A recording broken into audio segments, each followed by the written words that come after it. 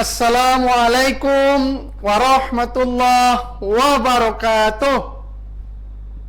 Sahabat pecinta yang dirahmati Allah SWT, berjumpa kita kembali dalam acara yang sungguh luar biasa ini, yakni Buletin Dakwah Kafah yang alhamdulillah sampai dengan saat ini sudah sampai kepada edisi 195, bertepatan dengan 23 Syawal 1442 Hijriah, dan juga bertepatan dengan 4 Juni 2021 Masehi, dengan judul Membasmi Korupsi.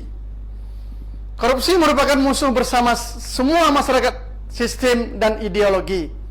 Korupsi telah dianggap sebagai salah satu musuh besar kemanusiaan di negara manapun. Pemberantasan korupsi menjadi salah satu agenda besar negara. Korupsi dianggap kejahatan yang luar biasa. Karena itu, memberantas korupsi tentu memerlukan upaya yang juga luar biasa. Di antaranya, memerlukan sistem yang benar-benar anti korupsi, serta pemimpin, komandan, dan teladan. Sistemnya anti korupsi. Pemberantasan korupsi sangat ditentukan oleh sistemnya.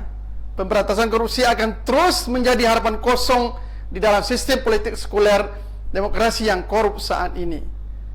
Karena itu, pemberantasan korupsi harus dimulai dengan meninggalkan sistem yang terbukti korup dan gagal memberantas korupsi.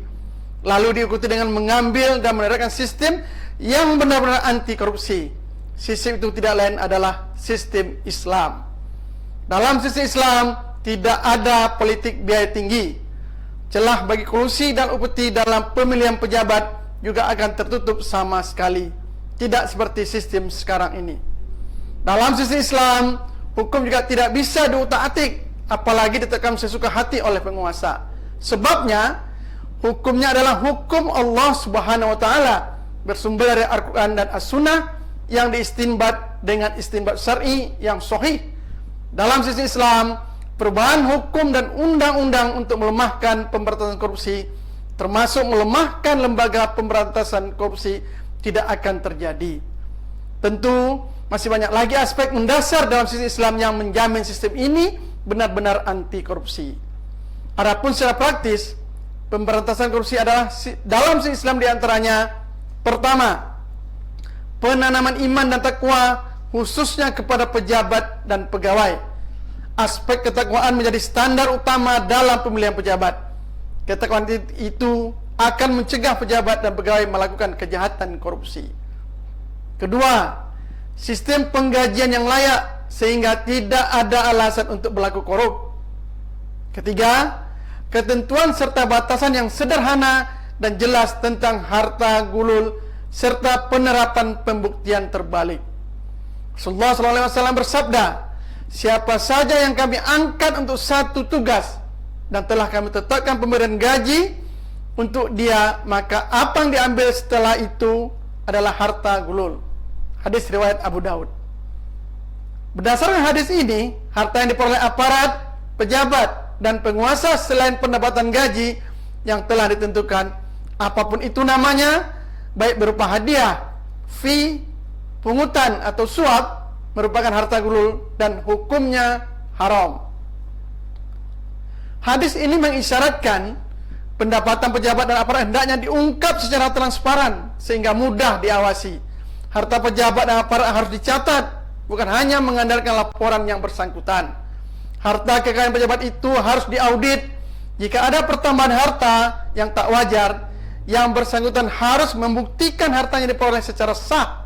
Jika tidak bisa, hartanya yang tidak wajar disita sebagian atau seluruhnya dan dimasukkan ke dalam kas negara.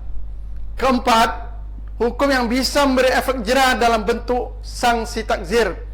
Hukum itu bisa berupa takzir, pewartaan atau ekspos, denda, penjara yang lama, bahkan bisa sampai mati sesuai dengan tingkat dan dampak korupsinya. Sanksi penyitaan harta gulul juga bisa ditambah dengan denda. Gabungan keduanya ini sekarang dikenal dengan pemiskinan terhadap para koruptor. Perlakuan itu bukan hanya diterapkan kepada diri pejabat, tetapi bisa juga diterapkan kepada orang-orang dekatnya. Ini sebagaimana yang pernah dicontohkan oleh Khalifah Umar bin Al-Khattab radhiyallahu an dan disetujui oleh para sahabat. Pencatatan kekayaan, pembuktian terbalik dan sanksi termasuk pemiskinan yang memberikan efek jera dan gentar ini sangat efektif memberantas korupsi. Pemimpin, komandan dan teladan. Sistem yang benar-benar anti korupsi tidak bisa jalan sendiri. Agar benar-benar bebas korupsi, diperlukan aparatur yang juga benar-benar berkarakter anti korupsi. Aktivitas dan efektivitas pemberantasan korupsi yang dijalankan oleh aparatur yang anti korupsi itu sangat dipengaruhi dan ditentukan oleh karakter pemimpin. Di sini diperlukan pemimpin, komandan dan teladan. Pemimpin komandan adalah pemimpin yang anti korupsi, yang berkomitmen pemberantasan korupsinya tidak diragukan lagi. Pemimpin yang satu antara ucapan dan tindakan. Komitmen antara korupsi itu tampak nyata dalam ucapan, karakter dan kebijakannya. Dia pun memberikan teladan terkait dirinya, keluarganya dan semua koleganya. Pemimpin ini memiliki ketakwaan, rasa takutnya kepada Allah Subhanahu wa taala, dan siksanya begitu menghunjam di dalam kalbunya. Hal ini akan membuat dia konsisten dan konsekuen menjalani hukuman dan pemerintahan. Dia akan sangat keras menjaga harta rakyat dan negara. Bagi dia, tidak boleh ada harta rakyat dan negara yang hilang atau tersia-sia, apalagi dikorupsi. Pemimpin yang begitu menjaga harta rakyat dan negara ini antara adalah Khalifah Umar bin Al-Khattab. Beliau pernah mengejar unta zakat yang lepas, lalu ditegur oleh Sayyidina Ali bin Abi Thalib. Lantas Umar menjawab, "Jika engkau mencelaku, wahai Abu Hasan, demi Tuhan yang telah mengutus Muhammad SAW dengan kenabian, andaikan ada anak domba zakat hilang di tepi sungai Efrat, pasti Umar akan dihukum karena tersebut pada hari kiamat. Sebab tiada kehormatan bagi seorang penguasa yang menghilangkan hak kaum muslim." Pemimpin teladan hanya akan menunjuk dan memilih pejabat dari orang-orang terbaik yang bertakwa serta memiliki kapasitas dan profesionalitas. Dia tidak akan menunjuk pejabat karena kedekatan, hubungan kerabat, kolega, pertemanan dan kelompok, termasuk dalam menunjuk orang yang mengurusi harta dan badan usaha milik negara. Dia tidak akan bagi-bagi jabatan. Istilah balas jasa politik tidak ada dalam kamusnya. Pemimpin yang baik akan bersikap tegas kepada siapapun, bahkan terhadap orang-orang dekatnya sekalipun. Dia tidak akan melindungi pejabat, kolega, kelompoknya, ataupun siapapun yang terjerat korupsi. Dia tidak akan sudi meloloskan aturan, termasuk aturan administratif yang menghambat atau melemahkan pemberantasan korupsi, ataupun memberi celah untuk perilaku korupsi.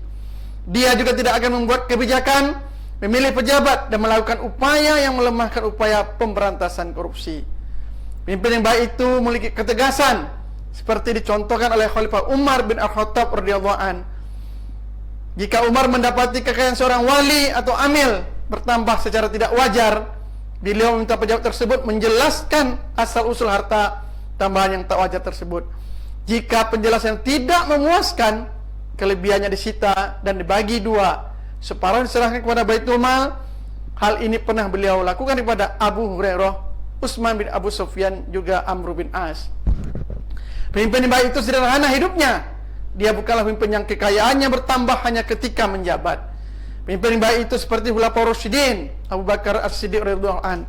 Misalnya, menjelang wafat berwasiat agar jika ada kelebihan harta dari hartanya sebelum menjabat khalifah, dikembalikan ke negara. Ketika diperiksa, tambahan hartanya hanya unta yang biasa digunakan untuk menyirami kebun, seorang hamba sahaya, dan selembar selimut beludru seharga 5 dirham. Pemberantasan korupsi tentu akan menjadi lebih sempurna jika disertai dengan kontrol dari masyarakat, khususnya para ulama. Khotimah.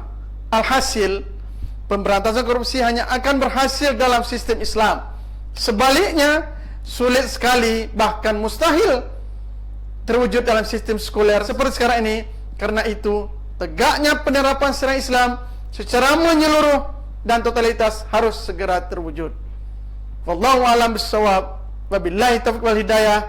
Wassalamualaikum warahmatullahi wabarakatuh.